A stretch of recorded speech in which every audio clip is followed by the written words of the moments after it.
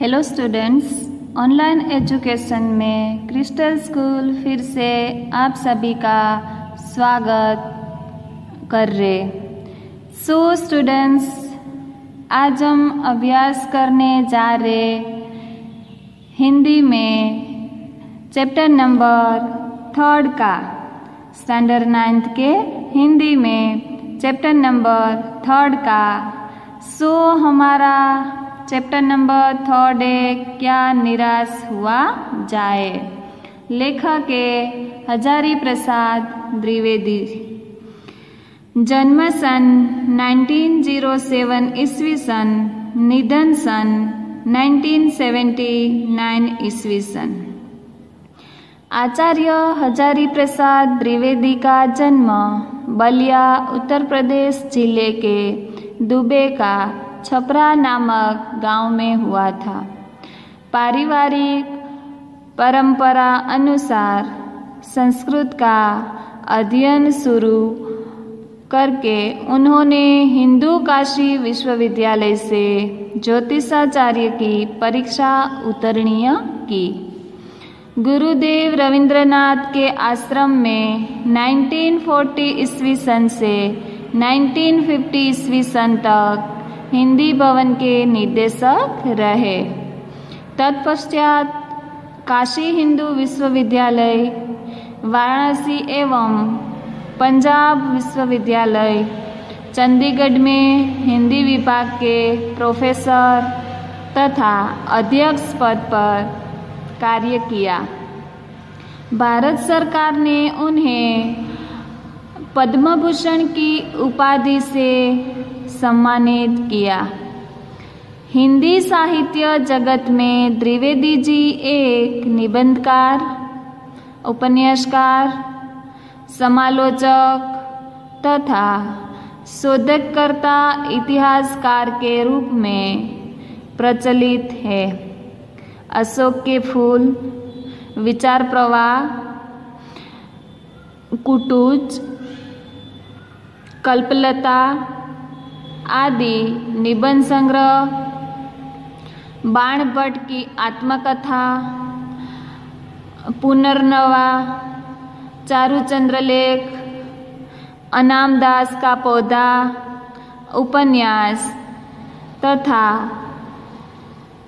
कबीर, सूरदास, हिंदी साहित्य का आदिकाल, साहित्य सहचर, हिंदी साहित्य उद्भव और विकास, हिंदी साहित्य की भूमिका आदि आलोचना तथा इतिहास ग्रंथ है। प्रस्तुत निबंध में द्विवेदी जी ने यह समझाया है कि तत्कालीन भारतीय समाज में, प्रस्तुत निबंध में ये जो हमारा चैप्टर है वो क्या है, निबंध है। सो प्रस्तुत निबंध में द्विवेदी जी ने यह समझाया है कि तत्कालीन भारतीय समाज में व्याप्त अनाचार केवल बाहरी स्तर पर है। वास्तव में आज भी लोगों में मानवीय मूल्यों के प्रति आस्था कायम है। अपने जीवन में घटित कुछ घटनाओं के द्वारा बताया है कि हमें निराश नहीं होना चाहिए, अपितु हमें जीवन के प्रति आस्थावान बने रहना चाहिए। सो स्टूडेंट्स, अपने जीवन में घटित कुछ घटनाओं के द्वारा बताया है। अपने जीवन में यानी किसके जीवन में घटित कुछ घटनाओं के बारे में बताया है, तो हजारी प्रसाद द्विवेदी जी के, लेखक के जीवन में घटित कुछ घटनाओं के द्वारा बताया है। लेखक ने क्या कि हमें निराश नहीं होना चाहिए, हमें निराश नहीं होना चाहिए, अपितु हमें जीवन के प्रति आस्थावान बने रहना चाहिए। जीवन के प्रति क्या बने रहना चाहिए, आस्थावान बने रहना चाहिए। निराश होने की जरूरत नहीं है। सो विद्यार्थी मित्रों, लेखक ऐसा कहते हैं कि निराश होने की जरूरत नहीं है। फिर भी यहाँ पे देखो कि मेरा मन कभी कभी बैठ जाता है, ऐसा कौन कहते? लेखक कहते। क्या कहते? कि मेरा मन कभी कभी बैठ जाता है। तो लेखक ने तो ऐसा बोला है कि हमें निराश नहीं होना चाहिए। वो भी अपने जीवन में घटित कुछ घटनाओं के द्वारा बताया है कि उसके जीवन में ऐसी घटनाओं का क्या हो गया है, एक्सपीरियंस हो गया है, उसके द्वारा उसने बताया है कि निराश नहीं होना है। फिर भी स्टूडेंट्स, लेखक का मन है वो कभी कभी क्यों बैठ जाता है? क्योंकि हमारे देश के अखबार में चोरी, डकैती, तस्करी और भ्रष्टाचार के समाचारों से भरे रहते। सुनाओ, लेखक का मन क्यों बैठ जाता है? तो क्या हमारे देश के अखबार में चोरी, डकैती, तस्करी और भ्रष्टाचार के समाचार क्या रहते? भरे रहते।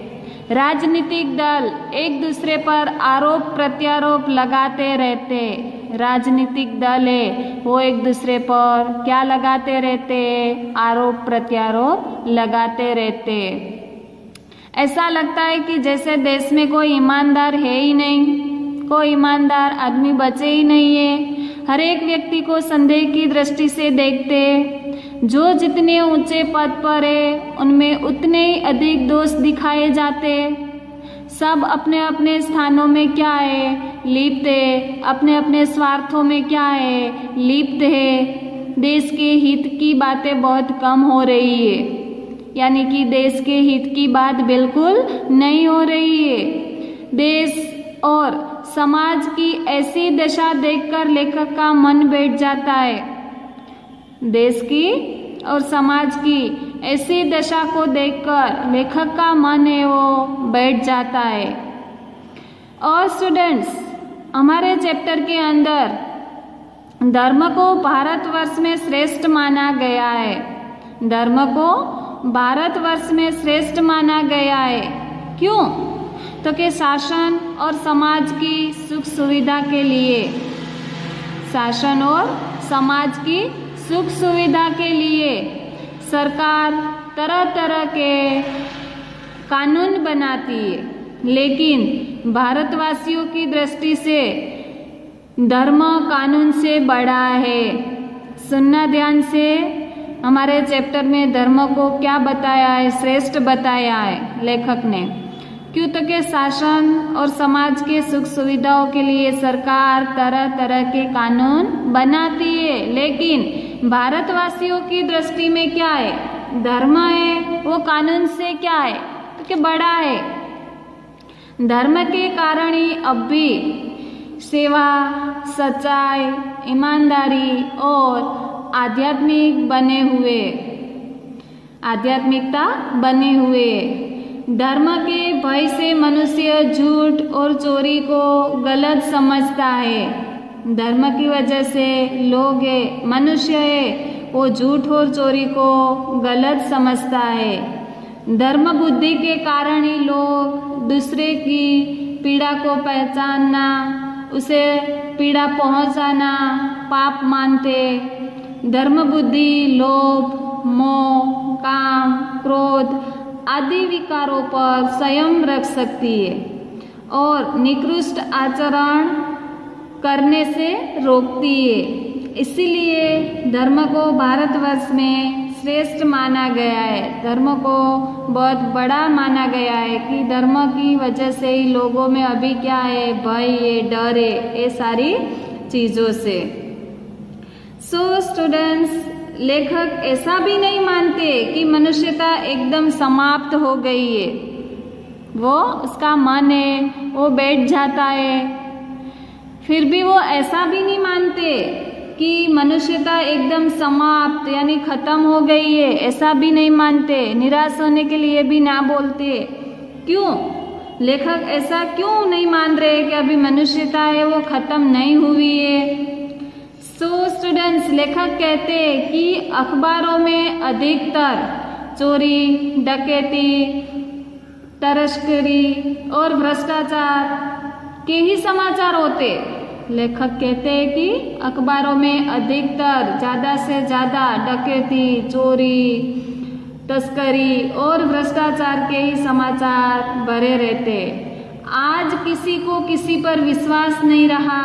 ईमानदार और जो परिश्रम करने वाले लोग हैं वो दुखी है। आज दुनिया में ईमानदार और जो परिश्रम करके अपनी आजीविका चलाते वो लोग क्या है, सो दुखी है। एवं झूठे, फरेबी और बेईमान लोग फल फूल रहे। स्थिति सचमुच निराशाजनक है, लेकिन फिर भी अनेक घटनाएं ऐसी हो रही है, ऐसी हो रही है जिनमें मनुष्यता के दर्शन होते। इस सारे माहौल में, ऐसे सारे वातावरण में भी मनुष्यता के दर्शन होते। वो लेखक अपने अनुभव से, घटी हुई घटना से, अपने जीवन में जो एक्सपीरियंस हुआ है उसके थ्रू बताते कि मनुष्यता के दर्शन भी होते। लेखक स्वयं कई बार ठगा गया है और उसने धोखा भी खाया है, लेकिन कई बार लोगों ने बिना किसी स्वार्थ के उसकी सहायता भी की है। कई बार लोगों ने उसके निराश मन को ढांढस और हिम्मत बढ़ाया है।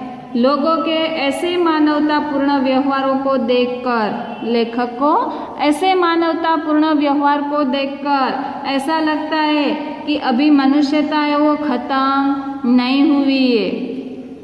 सो स्टूडेंट्स, हम देखते हैं हमारे चैप्टर के अंदर कि लेखक ऐसा क्यों कहते हैं कि क्या निराश नहीं होना चाहिए, क्या निराश हुआ जाए। सो हमारे चैप्टर के अंदर लेखक के दो घटी हुई घटना के बारे में भी है, उसके बारे में भी हम बुक के अंदर से ज़्यादा जानकारी प्राप्त करेंगे। सो हमारा अभी चैप्टर है वो हम स्टार्ट कर रहे हैं। मेरा मन कभी कभी बैठ जाता है। ऐसा कौन कहता है? लेखक। लेखक का मन है वो कभी कभी बैठ जाता है। समाचार पत्र में ठगी, डकैती, चोरी, तस्करी और भ्रष्टाचार के समाचार भरे रहते। ये सारी चीज़ों को देखकर लेखक का मन है कभी कभी बैठ जाता है। स्टूडेंट्स, आरोप प्रत्यारोप का कुछ ऐसा वातावरण बन गया है। आरोप प्रत्यारोप यानी कि आरोप यहाँ पे दिया है, आरोप प्रत्यारोप, प्रत्यारोप यानी कि आरोप के जवाब में प्रत्यारोप लगाना, आरोप के जवाब में प्रत्यारोप लगाना। आरोप प्रत्यारोप का कुछ ऐसा वातावरण बन गया है कि लगता है देश में कोई ईमानदार आदमी ही नहीं रह गया है। हर व्यक्ति संदेह की दृष्टि से देखा जा रहा है। हर व्यक्ति संदेह, संदेह यानी कि शंका, हर एक व्यक्ति है वो शंका की दृष्टि से देखा जा रहा है। जो जितने ही ऊंचे पद पर है उनमें उतने ही अधिक दोष दिखाए जाते हैं। जो जितने ही ऊंचे पद पर है उनमें उतने ही अधिक दोष दिखाए जाते हैं। इसलिए लेखक का मन है वो कभी कभी बैठ जाता है। एक बहुत बड़े आदमी ने मुझसे एक बार कहा था कि इस समय सुखी वही है। लेखक कहते हैं कि एक बार एक बहुत बड़े आदमी ने मुझसे कहा था कि सुखी कौन है, तो कि सुखी वही है जो कुछ नहीं करता। जो कुछ भी करेगा उसमें लोग दोष खोजने लगेंगे। लेखक क्या कहते हैं कि एक बहुत बड़े आदमी ने मुझसे एक बार कहा था क्या, कि इस समय सुखी वही है जो कुछ नहीं करता। जो कुछ भी करेगा उसमें लोग क्या खोजने लगेंगे स्टूडेंट्स? दोष। उसके सारे गुण भुला दिए जाएंगे और दोषों को बढ़ा चढ़ाकर दिखाया जाने लगेगा। क्या होता है कि दोषों है उसमें बढ़ा चढ़ाकर दिखाया जाने लगेगा। दोष किसमें नहीं होते? यही कारण है कि हर आदमी दोषी अधिक दिख रहा है, गुणी कम या बिल्कुल ही नहीं। स्थिति अगर ऐसी है तो निश्चय ही चिंता का विषय है। क्या यही भारतवर्ष है जिसका सपना तिलक और गांधी ने देखा था? रविंद्रनाथ ठाकुर और मदन मोहन मालवीय का महान संस्कृत सभ्य भारतवर्ष किसी अतीत के गह्वर में डूब गया। भारतवर्ष के अतीत यानी स्टूडेंट्स भूतकाल या तो बीता हुआ समय, गह्वर यानी गड्ढा, आर्य और द्रविड़, हिंदू और मुसलमान, यूरोपीय और भारतीय आदर्शों की मिलन भूमि, महामानव समुद्र क्या सूख ही गया? मेरा मन कहता है ऐसा हो ही नहीं सकता। हमारे महान मनुष्यों के सपनों का भारत है और रहेगा। मनुष्यों यानी कि स्टूडेंट्स ज्ञानी। यह सही है कि इन दिनों कुछ ऐसा माहौल बना है कि ईमानदारी से मेहनत करके जीविका चलाने वाले निरीह और भोले भाले श्रमजीवी पीस रहे और झूठ तथा फरेब का रोजगार करने वाले फल फूल रहे। स्टूडेंट्स निरीह यानी कि निर्दोष और भोले भाले श्रमजीवी है वो क्या हो रहे? पीस रहे और झूठ और फरेब यानी कि धोखेबाजी। जो धोखेबाजी का जिसका रोजगार है, ऐसे रोजगार चलाते ऐसे लोग हैं वो फल फूल रहे। ईमानदार को मूर्खता का पर्याय समझा जाने लगा है। ईमानदार को कौन सा पर्याय समझा जा रहा है? मूर्खता का।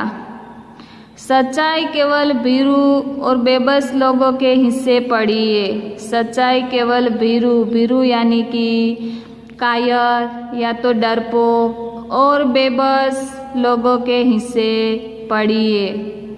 ऐसी स्थिति में जीवन के महान मूल्यों के बारे में लोगों की आस्था ही हिलने लगी है। परंतु ऊपर जो कुछ दिखाई दे रहा है वो बहुत ही हाल की मनुष्य निर्मित नीतियों की त्रुटियों की देन है। त्रुटियों यानी कि कमियां, गलतियां। सदा मनुष्य बुद्धि नई परिस्थितियों का सामना करने के लिए नए सामाजिक विधि निषेधों को बनाती है। स्टूडेंट्स निषेधों यानी कि कोई काम करने या न करने का निर्देश। विधि निषेधों यानी कि कोई काम करने या न करने का निर्देश बनाती है। उनके ठीक साबित न होने पर उन्हें बदलती है। नियम कानून सबके लिए बनाए जाते पर सबके लिए कभी कभी एक ही नियम सूख कर नहीं होते। सामाजिक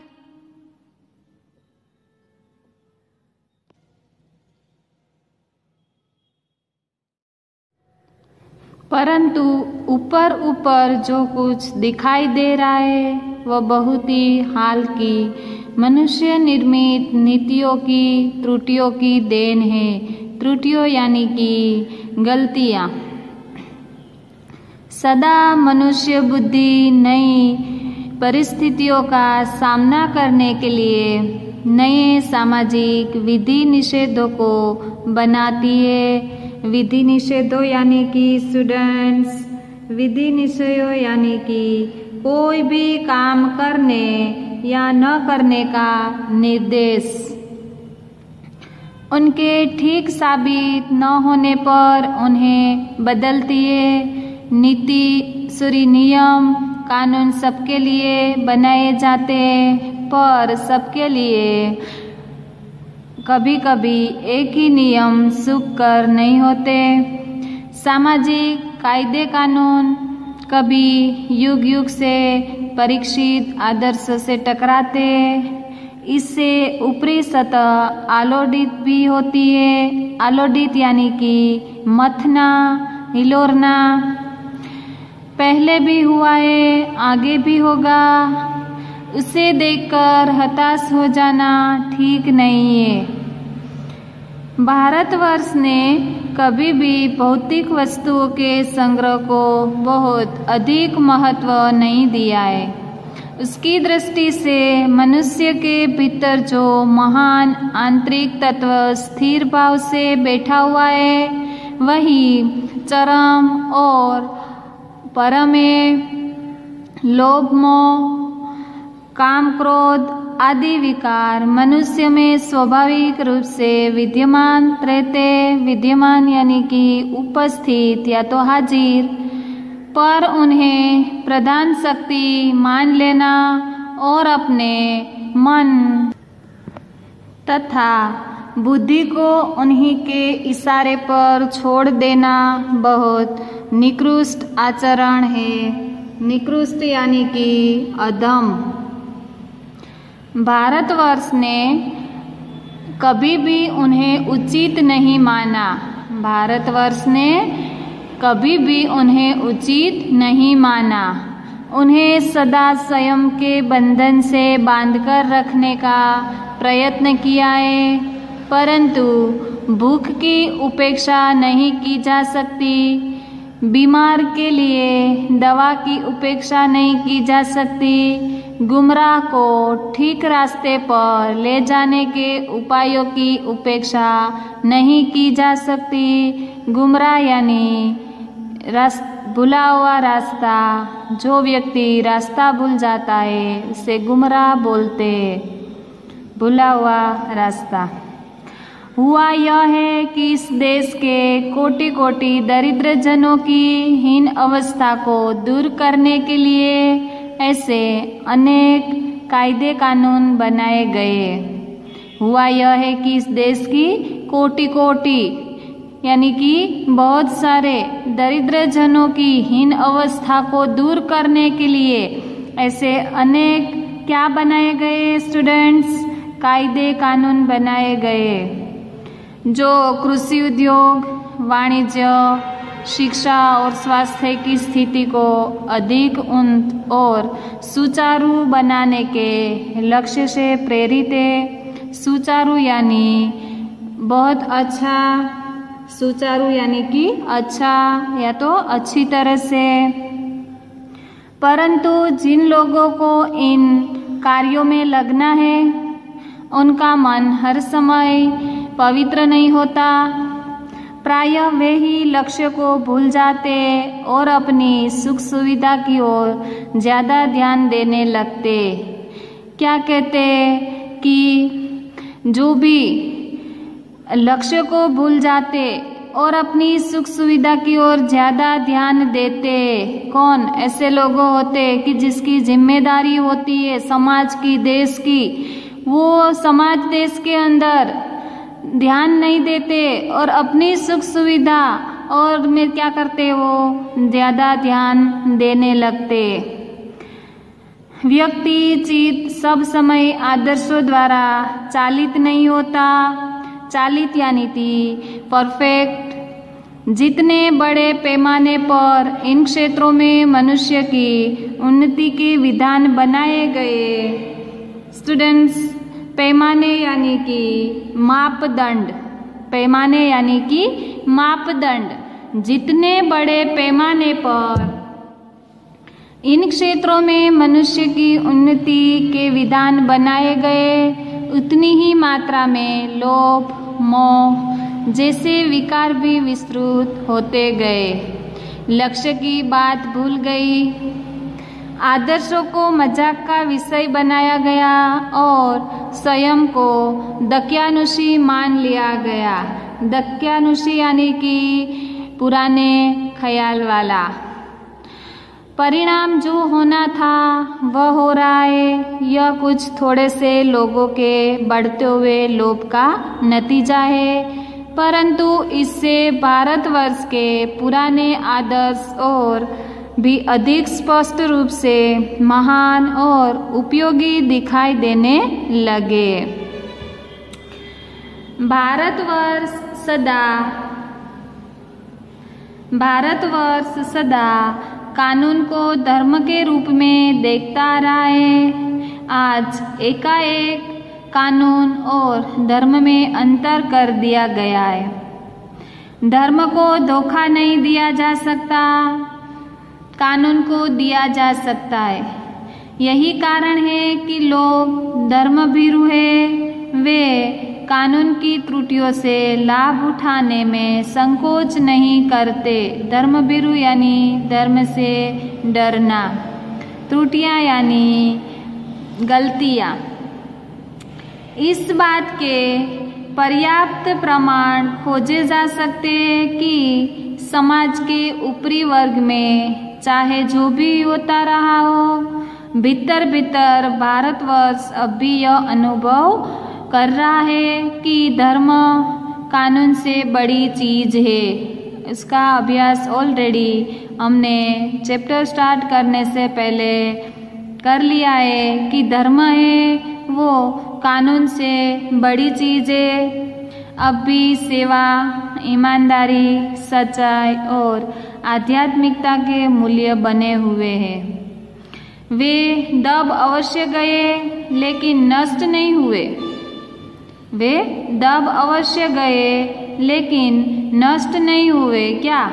धर्म आज भी वह मनुष्य से प्रेम करता है, महिलाओं का सम्मान करता है, झूठ और चोरी को गलत समझता है, दूसरे को पीड़ा पहुंचाने को पाप समझता है। स्टूडेंट्स, ये सारी बातों का हमने अभ्यास कर लिया है ऑलरेडी। आगे हर आदमी अपने व्यक्तिगत जीवन में इस बात का अनुभव करता है। समाचार पत्रों में जो भ्रष्टाचार के प्रति इतना आक्रोश है वह यही साबित करता है कि हम ऐसी चीजों को गलत समझते और समाज से उन तत्वों की प्रतिष्ठा कम करना चाहते जो गलत तरीके से धन या मान संग्रह करते। दोषों का पर्दाफाश करना बुरी बात नहीं है। दोषों का पर्दाफाश करना बुरी बात नहीं है। बुराई यह मालूम होती है कि किसी के आचरण के गलत पक्ष को उद्घाटित करते समय उसमें रस लिया जाता है और दोषोद्घाटन को एकमात्र कर्तव्य मान लिया जाता है। बुराई में रस लेना बुरी बात है। अच्छाई को उतना ही रस लेकर उजागर न करना और भी बुरी बात है। उजागर यानी कि जागृत करना। सैकड़ों घटनाएं ऐसी घटती है जिन्हें उजागर करने से लोकचित्त में अच्छाई के प्रति अच्छी भावना जगती है। अब स्टूडेंट्स, यहाँ से हम देखते हैं कि लेखक को जो दो अनुभव हुए वो भी स्टार्ट हो रहे। ध्यान से सुनना कि लेखक को कौन से दो अनुभव हुए थे। एक बार रेलवे स्टेशन पर टिकट लेते हुए गलती से मैंने 10 के बजाय 100 रुपये का नोट दिया। किसने? लेखक ने। लेखक ने एक बार रेलवे स्टेशन पर टिकट लेते हुए गलती से 10 रुपये के बजाय 100 रुपये का नोट दिया। और मैं जल्दी जल्दी गाड़ी में आकर बैठ गया। थोड़ी देर में टिकट बाबू उन दिनों के सेकंड क्लास के डिब्बे में हर आदमी का चेहरा पहचानता हुआ उपस्थित हुआ। उसने मुझे पहचान लिया और बड़ी विनम्रता के साथ मेरे हाथ में 90 रुपये रख दिए और बोला, यह बहुत गलती हो गई थी। आपने भी नहीं देखा, मैंने भी नहीं देखा। उनके चेहरे पर विचित्र संतोष की गरिमा थी। मैं चकित रह गया। क्या एक्सपीरियंस हुआ लेखक को कि एक बार रेलवे स्टेशन पर टिकट लेते हुए गलती से लेखक ने क्या किया, 10 रुपये की बजाय 100 रुपये का नोट दे दिया और वो जल्दी जल्दी गाड़ी में आकर बैठ गए। थोड़ी देर के बाद जो टिकट बाबू है उन दिनों के सेकंड क्लास के डिब्बे में हर आदमी का चेहरा पहचानता हुआ क्या हुआ, उपस्थित हाजिर हुआ। उसने लेखक को पहचान लिया और बड़ी नम्रता के साथ बोला और हाथ में क्या दिया, 90 रुपये दिया और क्या बोला, गलती हो गई थी, आपने भी नहीं देखा, मैंने भी नहीं देखा। और टिकट मास्टर के चेहरे पर क्या थी, विचित्र संतोष की गरिमा थी और लेखक वो चकित रह गया। कैसे कहूँ कि दुनिया में सच्चाई और ईमानदारी लुप्त हो गई है। लेखक कहते हैं कि ये सब देख के लेखक को लगता है कि ऐसे कैसे मैं बोल सकता हूँ कि दुनिया में सच्चाई और ईमानदारी लुप्त हो गई है।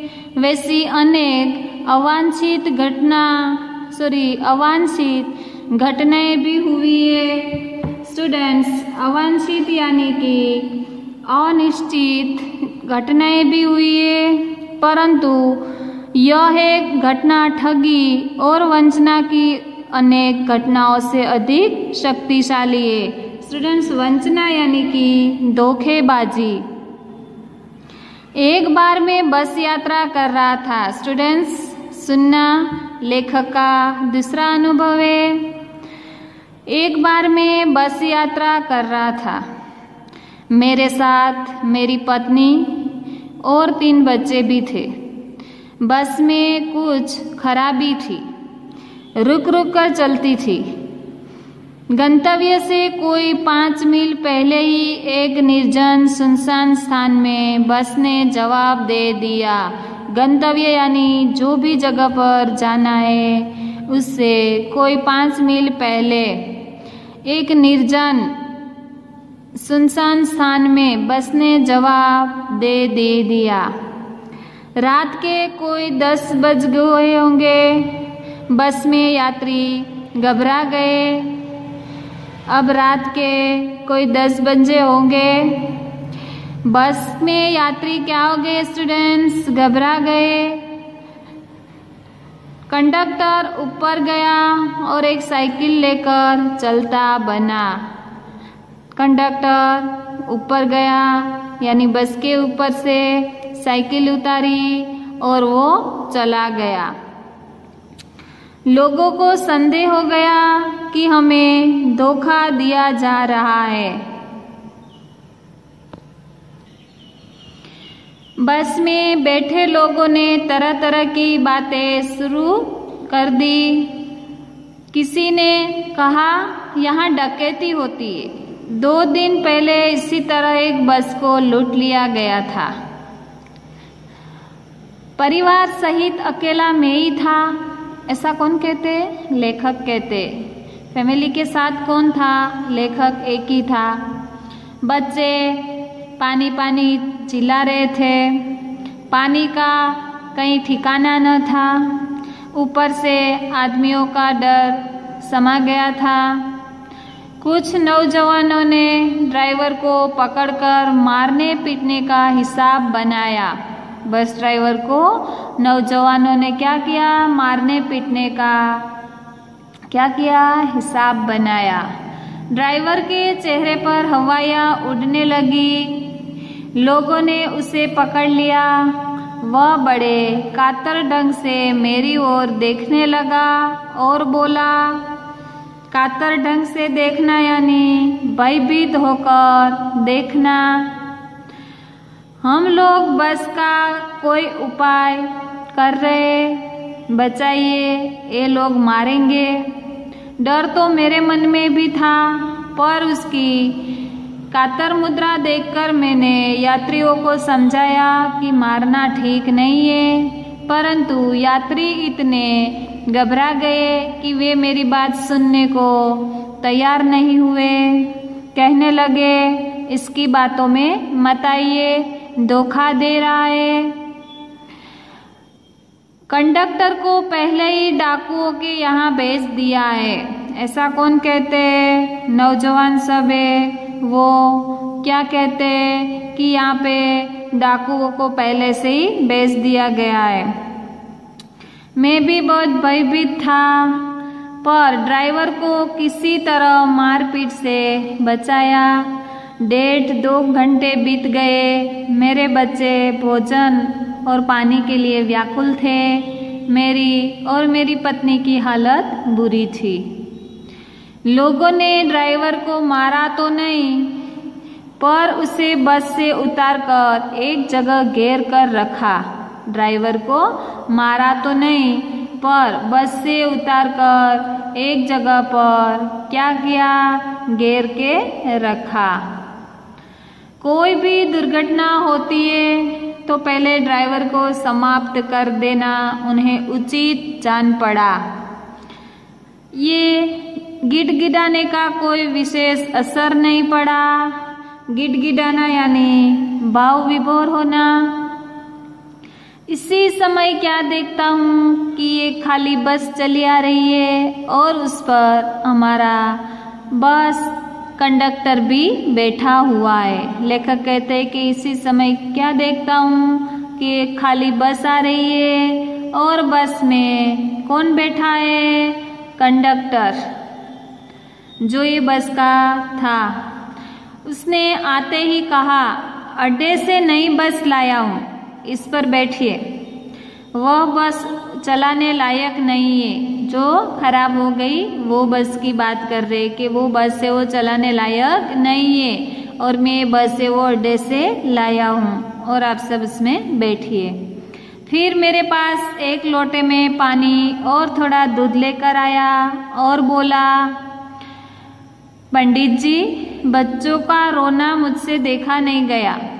लेखक के पास आकर कंडक्टर क्या बोला? पंडित जी, बच्चों का रोना मुझसे देखा नहीं गया। वहीं दूध मिल गया, थोड़ा लेता आया। यात्रियों में फिर जान आई। सबने उसे धन्यवाद दिया, ड्राइवर से माफ़ी मांगी और 12 बजे से पहले ही सब लोग बस अड्डे पहुंच गए।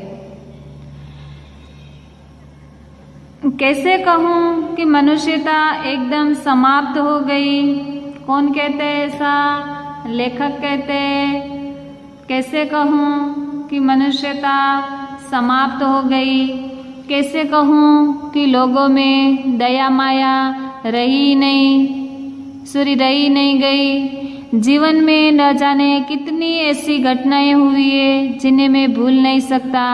सो स्टूडेंट्स, लेखक ने यहाँ पे उनकी 2 घटना के बारे में बताया, पर लेखक कहते हैं कि न जाने जीवन में ऐसी कितनी सारी घटनाएं हुई है जिन्हें मैं भूल नहीं सकता। ठगा भी गया हूँ, धोखा भी खाया है, परंतु बहुत कम स्थलों पर विश्वासघात नाम की चीज मिलती है। केवल उन्हीं बातों का हिसाब रखो जिनमें धोखा खाया है, तो जीवन कष्टकर हो जाएगा। परंतु ऐसी घटनाएं भी बहुत कम नहीं है जब लोगों ने अकारण सहायता की है, निराश मन को ढांढस दिया है और हिम्मत बंधाई है। कविवर रविंद्रनाथ ठाकुर ने अपने एक प्रार्थना गीत में भगवान से प्रार्थना की थी कि संसार में केवल नुकसान ही उठाना पड़े। कविवर रविंद्रनाथ ठाकुर ने अपने एक प्रार्थना गीत में भगवान से प्रार्थना की थी क्या? कि संसार में केवल नुकसान नहीं उठाना पड़े, धोखा ही खाना पड़े। तो ऐसे अवसरों पर भी हे प्रभु मुझसे ऐसी शक्ति दो कि मैं तुम्हारे ऊपर संदेह न करूं, शंका न करूं। मनुष्य की बनाई विधियां गलत नतीजे तक पहुंच रही है तो इन्हें बदलना होगा। वस्तुतः आए दिन इन्हें बदला ही जा रहा है, लेकिन अब भी आशा की ज्योति बुझी नहीं है। महान भारतवर्ष को पाने की संभावना बनी हुई है, बनी रहेगी। मेरे मन निराश होने की जरूरत नहीं है। कौन ऐसा कहते? लेखक कहते कि मेरे मन निराश होने की जरूरत नहीं है। सो स्टूडेंट्स, ये चैप्टर हमारा यहाँ पूर्ण हुआ है। अब हम हमारे होमवर्क पर थोड़ी नज़र डालते। सो स्टूडेंट्स, आज का होमवर्क सबसे पहले देखिए, शब्दार्थ और टिप्पणी दिया है, वो वन टाइम लिखना है। उनके नीचे मुहावरे, वो भी आपको वन टाइम लिखना है। फिर स्वाध्याय दिया है, स्वाध्याय में क्वेश्चन नंबर 1 है, एक एक वाक्य में उत्तर लिखिए। टोटल 6 क्वेश्चन आंसर है। फिर क्वेश्चन नंबर 2 है, 2 वाक्य में उत्तर लिखिए, उसके टोटल 4 क्वेश्चन आंसर है। फिर क्वेश्चन नंबर 3 दिया है, 5-6 वाक्य में उत्तर लिखिए, उसके भी टोटल 4 क्वेश्चन आंसर दिए। वो सभी आपको वन टाइम कंप्लीट करना है। ओके, सो हमारा चैप्टर यहाँ पे पूर्ण हुआ है।